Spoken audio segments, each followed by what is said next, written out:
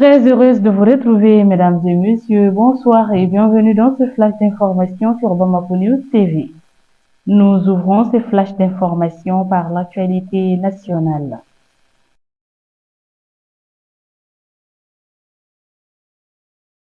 Les forces armées maliennes ont réussi à intercepter et à récupérer un engin volant appartenant à des terroristes dans la région de Kidal. Dans un communiqué rendu public le mardi 11 février 2025, l'état-major général des armées a indiqué qu'aux environs de 9h40 minutes, un drone terroriste a franchi la zone aéroportière de Tessalit et tentait d'espionner un hélicoptère de l'armée malienne en transit sur l'héliport. La hiérarchie militaire a souligné que le dit hélicoptère a été ravitaillé, a décollé et a rejoint sa base. Elle a précisé que le drone terroriste récupéré fera l'objet d'analyses pour mieux comprendre son fonctionnement et l'utiliser si besoin. L'état-major général des armées a tenu à saluer le professionnalisme et la détermination des femmes.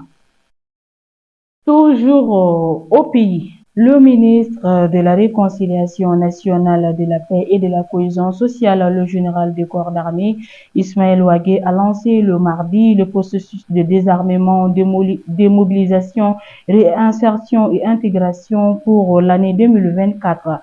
Un total de 2000 ex-combattants sera intégré au sein des forces armées et 1000 autres bénéficieront d'une prise en charge en présence des représentants des anciens groupes d'autodéfense. Les locaux du ministère de la Communication ont abrité le mardi 11 février 2025 cette cérémonie empreinte de solennité à la faveur de la paix et de la cohésion sociale. Ce processus entre en droite ligne d'instauration d'un climat de confiance entre les parties.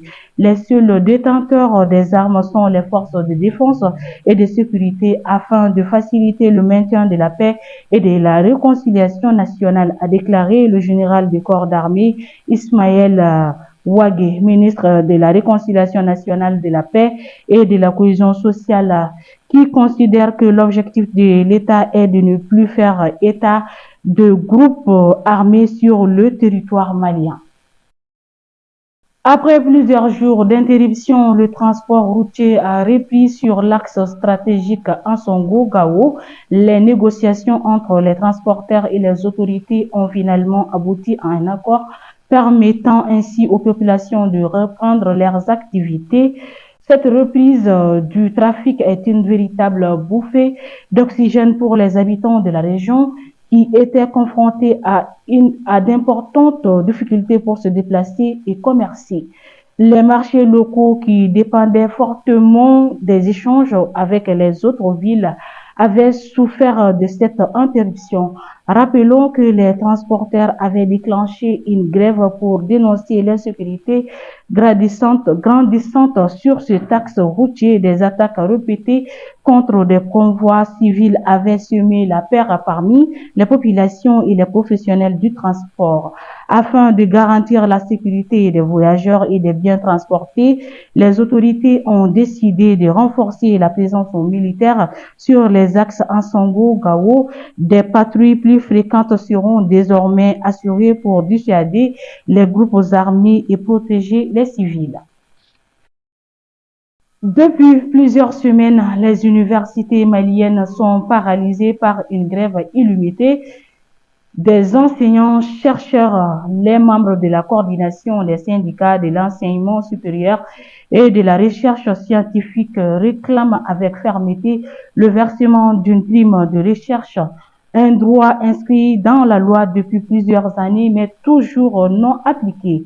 Les négociations entre le gouvernement et les syndicats se sont multipliées ces dernières semaines sans pour autant aboutir à un accord satisfaisant. Les enseignants-chercheurs déterminés à défendre leurs droits ont maintenu la pression en organisant des assemblées générales et en multipliant les actions de protestation malgré les sanctions financières infligées par le gouvernement. Ils refusent de céder. Un projet de construction d'un service d'accueil des urgences a été lancé au sein du centre de santé de référence du 5e arrondissement de Bamako, financé par la Fondation Orange Mali à hauteur de 900 millions de francs CFA. Ce nouveau service vise à améliorer la prise en charge des urgences et l'accès aux soins pour les habitants des deux rives du district de Bamako.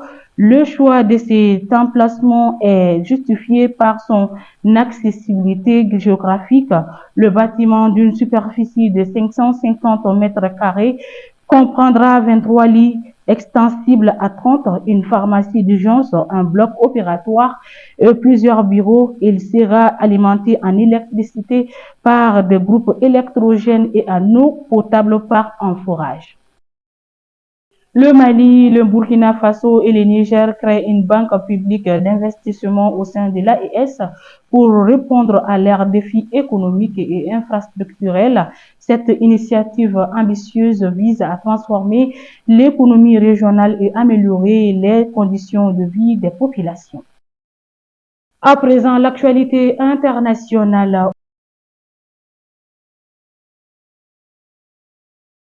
Au moins 20 personnes ont trouvé la mort lorsqu'un bus s'est renversé mardi dans le district de Rulendo au Rwanda.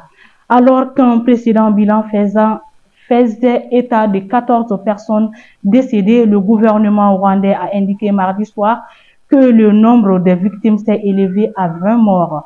Le gouvernement rwandais adresse ses plus sincères condoléances aux familles ayant perdu leurs proches dans le tragique accident ayant fait 20 morts et plusieurs blessés, a indiqué le Premier ministre Edouard Girante dans un communiqué. Selon les témoins oculaires, le bus qui se dirigeait de la capitale rwandaise Kigali vers la ville de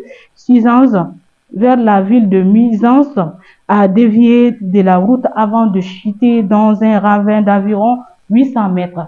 Et voilà, mesdames et messieurs, nous sommes au terme de ce flash d'information. Merci à vous de l'avoir suivi. Au plaisir de vous retrouver très prochainement. D'ici là, portez-vous bien.